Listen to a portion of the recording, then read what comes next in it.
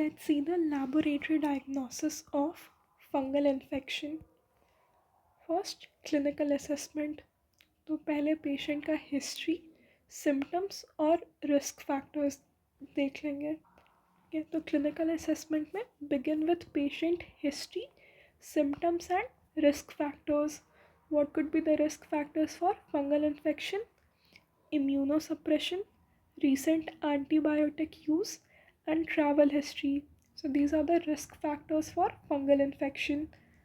Immunosuppression, recent travel history, and recent antibiotic use. Okay, these are the risk factors for fungal infection. Then for laboratory diagnosis, the first step is specimen collection. Okay. तो जहाँ भी site of infection है, जो site of infection है वहाँ से हम specimen collect करेंगे. ठीक है, तो जो स्पेसिमेन है it can be skin scraping या हेयर प्लग्ड हेयर या nail bites, it can be sputum. ठीक है, so the specimen for fungal infection can be skin scraps, hair, nail and sputum. Systemic mycosis के लिए blood will be the specimen. ठीक है, blood for systemic mycosis. और cryptococcal meningitis के लिए CSF is the specimen. ठीक है, ऐसे usually skin scraps, hair, nail and sputum are the sample. For systemic mycosis blood is the specimen और cryptococcal meningitis के लिए CSF is the specimen. Then microscopy. जो भी फंगल एलिमेंट्स हैं they can be directly detected in microscopy. ठीक है, तो हम क्या करते हैं, we treat the specimen with 10% KOH. ये KOH क्या करेगा, जो भी केराटिन है उसको डिज़ोल्व कर देगा. ठीक है, it will dissolve the keratinous substance, जिसके कारण जो फंगल हाइफे है वो क्लियरली विजिबल हो. तो स्किन और हेयर में जो भी केराटिनस सब्सटेंस है KOH उनको डिज़ोल्व कर देता है ताकि जो फंगल हाइफे है वो क्लियरली विजुअलाइज हो सके. स्किन और हेयर के केस में 10% KOH यूज़ करते हैं और नेल के केस में 20 to 40% KOH यूज़ करते हैं. ये KOH क्या करता है, केराटिनस सब्सटेंस को डिज़ोल्व करता है ताकि जो फंगल हाइफे है वो क्लियरली विजुअलाइज हो सके. ठीक है, और जो बायोप्सी के लिए स्पेसिमेंट्स होते हैं उनको ओवरनाइट इंक्यूबेशन के लिए रख देते हैं बाय डिज़ोल्विंग इन 10% KOH. ठीक है, ड्राइंग को प्रिवेंट करने के लिए ग्लिसरॉल यूज़ कर सकते हैं. टिश्यू डाइजेशन के लिए DMSO that is dimethyl sulfoxide use कर सकते हैं. The next is perform gram stain. Gram stain से हम यीस्ट और यीस्ट लाइक फंगाई को डिटेक्ट कर सकते हैं. Example of yeast Cryptococcus, example of yeast like Candida. ठीक है, तो ईस्ट और ईस्ट लाइक के लिए ग्राम स्टेन करते हैं. तो ग्राम स्टेन में ये gram positive budding yeast cell जैसे दिखेंगे. ठीक है, ग्राम स्टेन में हम यीस्ट एग्जाम्पल क्रिप्टोकोकस और ईस्ट लाइक एग्जाम्पल कैंडिडा को आइडेंटिफाई कर सकते हैं. They will appear as gram positive yeast budding cells. Next is we can use India ink and nigrosin stain. ये जो इंडिया इंक है और नाइग्रोसन स्टेन है it is a example of negative stain. ठीक है, और इन नेगेटिव स्टेन से हम कैप्सूल डिटेक्ट करते हैं क्रिप्टोकोकस नियोफॉर्मन्स का. ठीक है, तो जो नेगेटिव स्टेन है दैट इज़ इंडियन इंक और नाइग्रोसन स्टेन, इनसे हम क्रिप्टोकोकस नियोफॉर्मन्स का कैप्सूल डिटेक्ट करते हैं. Then we have calcofluor white stain. Calcofluor white stain जो है ये ज़्यादा सेंसिटिव होता है, ये बाकी सारे स्टेन से ज़्यादा सेंसिटिव होता है and it will fluorescence under UV light for fungal cell wall detection. Calcofluor white stain से हम फंगी का सेल वॉल डिटेक्ट करते हैं. ये जो कैल्कोफ्लोर वाइट स्टेन है इट इज़ मोर सेंसिटिव और ये फंगल सेल वॉल में जो सेल्यूलोज और काइटिन होता है उससे बाइंड करता है. फंगल सेल वॉल में जो काइटिन और सेल्यूलोज होता है उससे कैल्कोफ्लोर वाइट स्टेन बाइंड करता है, and that's why it is used in the detection of fungal cell wall. Then histopathological staining. Histopathological staining हम लोग बायोप्सी के केसेस में यूज़ करते हैं. बायोप्सी टिश्यूज़ में अगर फंगल एलिमेंट को डिटेक्ट करवाना है तो we use histopathological staining. PAS stain is recommended. PAS stands for periodic acidic Schiff. PAS stands for periodic acid Schiff. It is recommended for detecting fungi. Okay. ये PAS stain के कारण जो PAS positive fungi होती हैं वो magenta या deep pink colour की होती हैं, और जो उनका न्यूक्लियाई होगा वो ब्लू होगा. ठीक है. तो हिस्टोपैथोलॉजिकल स्टेनिंग के लिए PAS stain is recommended. PS positive fungi जो होंगी they will be pink colour या मैजेंटा कलर का, और उनका न्यूक्लियाई जो होगा वो ब्लू कलर का होगा. Then we have Gomori methenamine silver stain. ठीक है, that is GMS. It is a alternative to periodic acidic Schiff stain. ठीक है, PAS का ऑल्टरनेटिव क्या है? GMS, that is Gomori methenamine silver stain. ठीक है, इन दोनों में डिफरेंस क्या है? ये जो PAS स्टेन होता है ये सिर्फ लाइव फंगाई को स्टेन करता है, पर ये जो GMS स्टेन है it will stain both the live and dead fungi. Then we have lactophenol cotton blue, that is LPCB. Use lactophenol cotton blue for studying fungus grown in culture. ठीक है, lactophenol cotton blue, it is used to study the microscopic appearance of fungal isolates grown in culture. ठीक है, तो जो culture में जो fungal isolates हैं उनके माइक्रोस्कोपिक फीचर्स को स्टडी करने के लिए वी यूज़ LPCB. LPCB में क्या क्या है? LPCB में वी हैव फिनॉल. ये जो फिनॉल है it will act as disinfectant. जो लैक्टिक एसिड होता है it preserves the morphology of fungi. जो ग्लिसरॉल है it will prevent from drying, and cotton blue it will stain the fungal element blue. ठीक है, जो लैक्टिक एसिड है, lactic acid preserves the morphology of fungi. P से जो phenol है, phenol acts as disinfectant. Cotton blue it will stain the fungal element blue, और इसमें glycerol भी होता है. Glycerol prevents drawing. ठीक है, तो LPCB को हम माइक्रोस्कोपिक फीचर्स ऑफ फंगी को स्टडी करने के लिए यूज़ करते हैं. इसमें जो लैक्टिक एसिड है it preserves the morphology of fungi. Phenol, it is used as a disinfectant. Glycerol prevents from drying, and ये जो cotton blue है it will stain the fungal element blue. Next is culture. ठीक है, तो fungal culture को हम perform करते हैं for the isolation and correct identification of fungi. Culture को आइसोलेशन और करेक्ट आइडेंटिफिकेशन के लिए परफॉर्म करते हैं. कल्चर मीडिया क्या क्या है?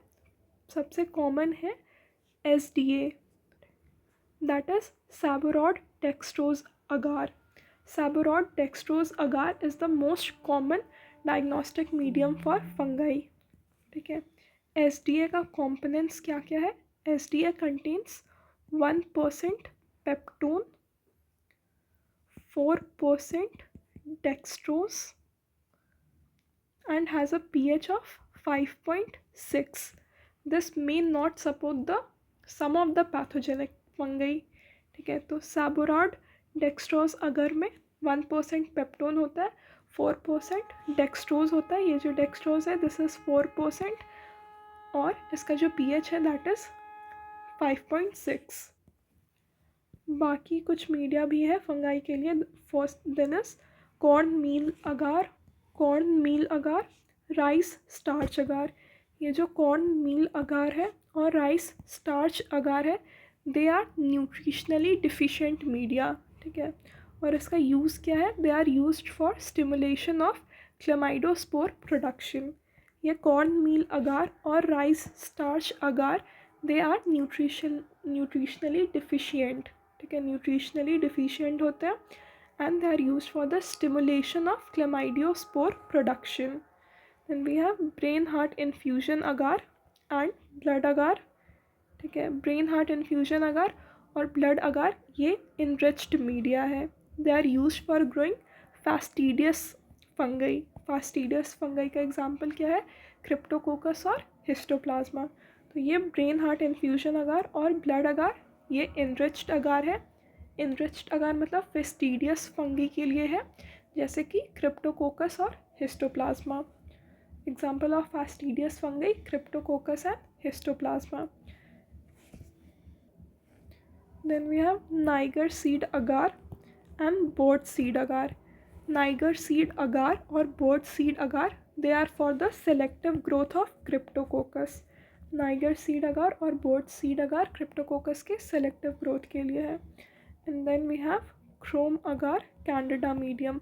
Chrome agar candida medium, it is used as a selective as well as a differential media for candida. ठीक है, Chrome agar candida medium is a selective as well as differential medium for candida. ठीक है, और एक और अगार होता है, एक तो SDA हो गया और एक है न्यूट्रल SDA. ठीक है, न्यूट्रल SDA और इमॉन्स मॉडिफिकेशन. तो जो ओरिजिनल SDA था उसमें 1% पेप्टोन था और 4% डेक्स्ट्रॉन था. इसमें 1% नियोपेप्टोन है. ठीक है, 1% नियोपेप्टोन है और जो डेक्सट्रोज है वो 2% है. डेक्सट्रोज जो है वो 2% है and pH is 7.2. Original SDA का जो pH था वो 5.6 था. न्यूट्रल SDA का जो pH है दैट इज़ 7.2. ठीक है, तो ये कल्चर मीडियम के बारे में था. Then for identification, identify fungal colonies based on macroscopic appearance. Macroscopic appearance में पहला पॉइंट है ग्रोथ रेट. तो जो ग्रोथ रेट है वो या तो रैपिड ग्रोथ हो सकता है या तो स्लो ग्रोथ हो सकता है. ठीक है, रैपिड ग्रोथ मतलब लेस देन 5 days और स्लो ग्रोथ मतलब 1 to 4 weeks. ठीक है, तो rapid growth is seen in case of saprophytic yeast and agents of opportunistic mycosis. ठीक है, ग्रोथ रेट रैपिड हो सकता है मतलब लेस देन 5 days. ठीक है, रैपिड किसके केस में होता है? सैप्रोफाइट्स या फिर ऑपर्चुनिस्टिक इन्फेक्शंस या ईस्ट के केस में. और slow growth that is 1 to 4 week. This can be in case of dermatophytes, agents of subcutaneous and systemic mycosis. ठीक है, तो सबक्यूटेनियस और सिस्टमिक माइकोसिस का स्लो ग्रोथ रेट होता है. जो ऑपर्चुनिस्टिक इन्फेक्शंस करवाते हैं उनका रैपिड ग्रोथ रेट होता है. Then the second point is pigmentation. Pigmentation can be seen on the reverse side of the culture medium. Then texture. Texture मतलब टच करने पे वो कॉलोनी कैसा फील होता है. ठीक है, तो जो कॉलोनी है वो वेलवेटी हो सकता है, ईस्ट लाइक हो सकता है, ग्रानुलर हो सकता है, ग्लैबरस हो सकता है. ठीक है, टेक्सचर मतलब उसको टच करने पे कैसा फील हो. तो कैसा फील हो सकता है? Waxy, leathery, velvety, granular, powdery. Then we have colony surface characteristic, that is colony का टोपोग्राफी. कॉलोनी का टोपोग्राफी कैसा हो सकता है? रुगोस हो सकता है, फोल्डेड होता है या सेरिब्रीफॉर्म हो सकता है. तो जो आइडेंटिफिकेशन है उसके क्या क्या क्राइटेरिया है? Growth rate, texture, colony surface या colony topography and pigmentation. Pigmentation जो है वो reverse side of culture media पे दिखता है.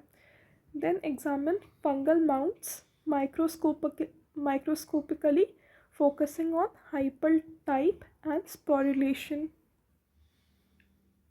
ठीक है, फंगल माउंट्स को माइक्रोस्कोपिकली एग्जामिन कर सकते हैं और we need to focus on the hypal type and the sporulation type. Then perform cellophane tape mounts to capture colony impressions. ठीक है, तो कॉलोनी इम्प्रेशंस लेने के लिए क्या करते हैं?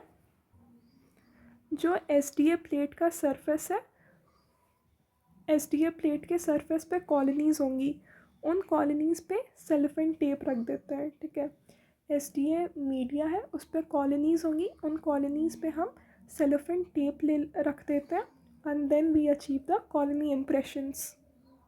ठीक है, फिर ये जो सेलोफेन टेप है इनसे LPC माउंट बनाते हैं and this is easy to perform, then slide culture and in situ fungal morphology is also maintained. ठीक है, सेलोफेन टेप माउंट कैसे करते हैं, जो SDA अगार पे कॉलोनीज़ हैं उन पे हम सेलोफेन टेप रख देते हैं और फिर इनसे LPCB माउंट प्रिपेयर करते हैं। ओके, इसका यूज़ क्या है, टू कैप्चर कॉलोनी इम्प्रेशंस।